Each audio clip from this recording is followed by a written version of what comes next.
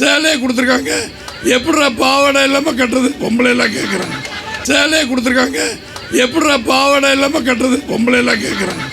பணத்தை வச்சு வீழ்த்தி இல்லைன்னா எவ்வளவு பணம் ஏற்கனவே என்னமோ கொடுத்தாங்க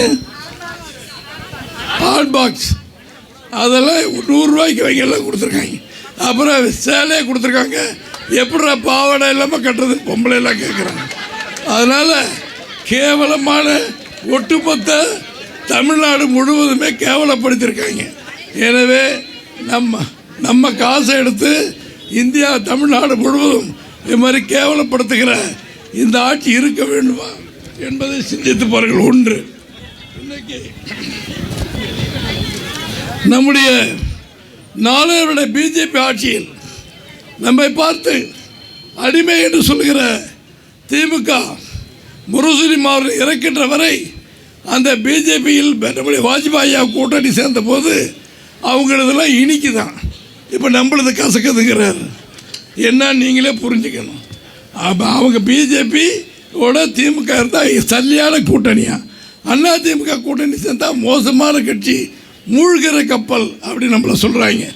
எந்த கப்பல் மூழ்கினாலும் அதை வெளியே கொண்டு வருகிற நீர்மூழ்கி கப்பல் அனைத்து இந்திய அண்ணா திமுக. தயவு செஞ்சு மறந்துடாதீங்க. அருமை சகோதரர்களே, இன்னைக்கு கருப்பு கொடி காட்டுகிற நம்முடைய ஸ்டாலின், உதயநிதி ஸ்டாலின் கோ பேக் என்று சொன்ன ஸ்டாலினும் உதயநிதியும் அவர் துணை முதலமைச்சராக பொழுது மோடி கையா காலை பிடிச்சு எனக்கு பதவி ஏற்று வைங்க, எது இடைஞ்சல் பண்ணிடுறேன்னு கேட்ட இழிப்பிறவிகள் தான் திமுகவை சேர்ந்தவர்கள். நம்முடைய உதயநிதி ஸ்டாலின் துணை முதலமைச்சர் பதவி எடுக்கும் பொழுது கம்பேக் மோடின்னு ஆங்கிலத்தில் வாங்க ராசான்னு மோடியை கூப்பிட்டாரு. இது ஒரு வாழ்க்கையா, இது ஒரு பொழப்பா? இன்னைக்கு சிந்திச்சு பாருங்க. அருமை தோழர்களே, 17 வருடம் மத்திய அரசாங்கத்திலும் அங்க வைக்கின்ற பொழுது 11 லட்சம் கோடி நம்முடைய மோடிஜி திமுக கொடுத்திருக்கிறாங்க. ஆனால் வெரி குட் அடி அது.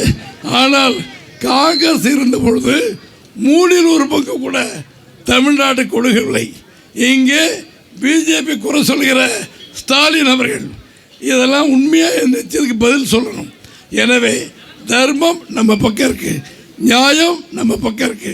இந்த தர்மத்தின் தீர்ப்பு வருகிற தேர்தலில் மாண்புமிகு எடப்பாடி அவர்கள் முதலமைச்சராவதற்கு பிஜேபியுடைய கூட்டணி அத்தனைக்கு சேர்ந்து அந்தந்த கூட்டணி கட்சிகள் நம்முடைய இரட்டலை அத்தனைக்கும் நீங்கள் வாக்களித்து வெற்றி பெற செய்வதற்கு உறுதி எடுத்துக்கொள்ள வேண்டும் என்று இந்த நேரத்தில் அன்போடு கேட்டுக்கொள்கிறேன். சகோதரர்களே, இல்லை இருக்கட்டும்